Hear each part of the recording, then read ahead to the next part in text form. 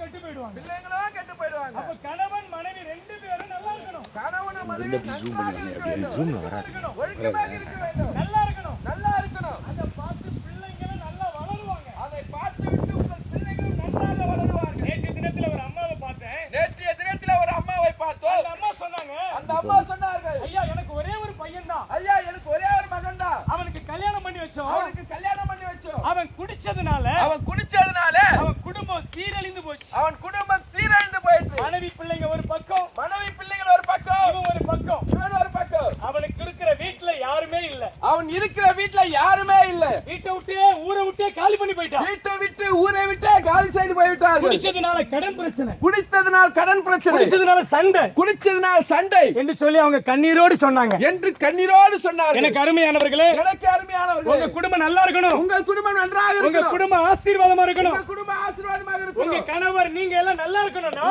நீங்க உங்க பிள்ளைகள் நீங்க எல்லாரும் நன்றாக இருக்க வேண்டும் என்றால், இப்ப இங்க இருக்கிறது எல்லாமே குடும்ப பெண்கள். இங்க இருப்பது எல்லாம் குடும்ப பெண்கள். அதனால உங்களுக்கு நான் சொல்றேன், அதனால உங்களுக்கு நாங்கள் சொல்லுகிறோம், நீங்க ஒழுக்கமா இருக்கணும். நீங்கள் ஒழுக்கமாக இருக்கணும். நீங்க ஒழுக்கமா இருக்கணும். நீங்கள் ஒழுக்கமாக இன்னைக்கு இருக்கணும். நிறைய பெண்கள் வந்து ஒழுக்க கேடா நடந்துகிட்டு இருக்கிறாங்க. இப்பொழுது நிறைய பெண்கள் ஒழுக்கக்கேடாக நடந்து நீங்க கொண்டிருக்கிறார்கள். ஒழுக்கமா இருக்கணும். நீங்கள் ஒழுக்கமாக இருக்க வேண்டும். கணவனுக்கு கீழ்ப்படிஞ்சு நடக்கும். உங்க கணவனுக்கு கீழ்ப்படிந்து நடக்க உங்க வேண்டும். வாழ்க்கை நல்லா இருக்கும். உங்கள் வாழ்க்கை நன்றாக இருக்கும். உங்களுக்காக மறுபடியும் இது ரெண்டு வார்த்தை நாங்கள் பேசிக்கிறோம். அருமையானவர்களே, உங்க எல்லாருக்கும் நாங்கள் வணக்கம் தெரிவிச்சுக்கிறோம். நாங்கள் வந்து சென்னை பட்டணத்துலேருந்து இந்த கிராமத்துக்கு வந்திருக்கிறோம். எதுக்காக அப்படின்னு சொன்னால், ஒரு காலத்தில் எங்கள் குடும்பங்களில் சமாதானம் இல்லை, சந்தோஷம் இல்லை, பிரச்சனையோடு கூட இருந்தோம்.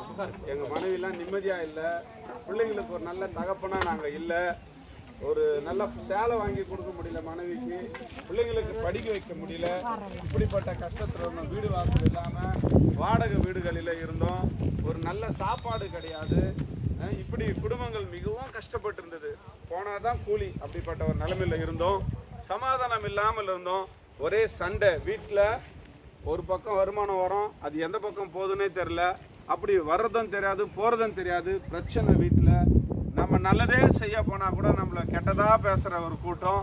இப்படிப்பட்ட ஒரு சூழ்நிலையில் இருந்த எங்களுடைய வாழ்க்கையில் நாங்கள் இன்னைக்கு பார்த்தீங்கன்னா சந்தோஷமாக இருக்கிறோம்.